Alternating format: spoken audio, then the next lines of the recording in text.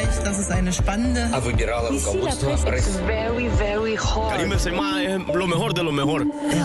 La revue de presse internationale. Nous allons aller en Algérie et au Pakistan, mais d'abord direction les États-Unis. Bonjour Nicolas Pinault. Bonjour. Nicolas, c'est évidemment le drame de la tuerie dans l'école d'Uvalde au Texas qui fait la une aujourd'hui.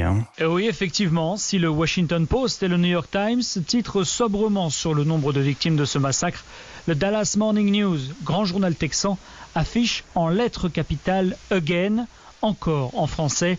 Le quotidien explique que c'est la deuxième tuerie de masse dans l'histoire récente dans une école texane, après celle de Santa Fe en 2018 où 10 personnes avaient été tuées.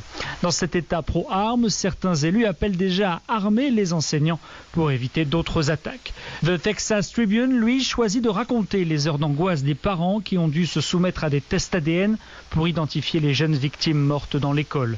Pendant des heures, raconte le quotidien, ils ont dû attendre la terrible confirmation qu'ils ne reverraient jamais leurs enfants. Merci Nicolas Pinault. Deuxième étape, l'Algérie. Bonjour Nour Chahine. Bonjour. De quoi parle-t-on aujourd'hui dans la presse à Alger ? Eh bien ici, la presse revient sur la visite d'une délégation du MEDEF à Alger. Une visite qui coïncide avec l'adoption du nouveau code de l'investissement, indique le journal L'Expression qui titre « Le MEDEF en éclaireur à Alger ». Face à leurs homologues algériens, les patrons français ont évoqué des perspectives de colocalisation. Pour le président du mouvement des entreprises de France, Geoffroy Roux de Bézieux, l'Algérie représente un marché potentiel méconnu. El Watan revient pour sa part sur le contexte politique dans lequel intervient cette visite. Le journal précise que malgré la froideur des relations algéro-françaises, le patron des patrons français assure que les entreprises françaises continuent à accélérer leurs échanges, quel que soit le climat politique entre les deux pays. Algérie Echo nous informe que la délégation du MEDEF a été reçue par le ministre algérien de l'Industrie. Une rencontre durant laquelle les deux parties ont évoqué les moyens de renforcer le partenariat économique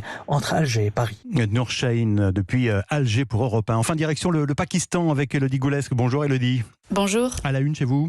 Eh bien, ce dont on parle au Pakistan et surtout à Islamabad, c'est de la marche de la liberté, comme l'a nommé son organisateur Imran Khan. L'ancien Premier ministre, destitué le mois dernier, ne quittera pas la ville avant l'annonce d'une date pour les nouvelles élections. Titre sur son site le quotidien anglophone Dawn.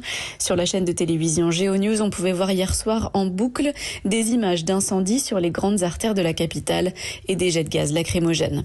Imran Khan a quitté le pouvoir après un vote de défiance qu'il attribue à un complot organisé par les États-Unis.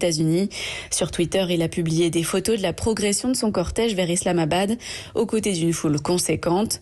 Alors malgré les rues de la capitale pakistanaise verrouillées à l'aide de containers bloquant les routes, Khan continue son avancée vers Islamabad. Aucun barrage ne peut nous arrêter, clamait-il sur les réseaux sociaux. Merci Elodie Goulesque.